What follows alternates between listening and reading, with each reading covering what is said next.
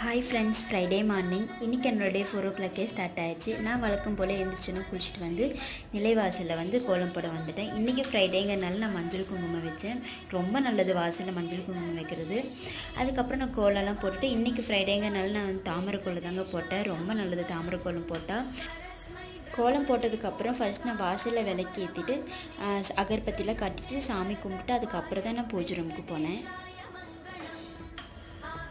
அதுக்கப்புறம் நான் சாமி ரூமுக்கு வந்து சாமிக்கு பூ எல்லாமே நான் வச்சுட்டு விளக்கு போட நான் ஸ்டார்ட் பண்ணிட்டேன். இன்றைக்கி என்னோடய பூஜையோட 33வது நாள். இன்றைக்கி பூஜை பண்ணி முடிக்கிறதுக்கு எனக்கு 5 o'clock ஆகிடுச்சு. யாரெல்லாம் பிரம்ம முகூர்த்த பூஜை பண்ணிகிட்ருக்காங்களோ அவங்களோட ப்ரேயர்ஸும் நிறைவேறும். நானும் கடவுள்கிட்ட வேண்டிக்கிறேன். ஃப்ரைடேனாலே வீட்டில் வந்து பருப்பு சேர்த்து சமைக்கிறது ரொம்ப நல்லதுன்னு சொல்லுவாங்க.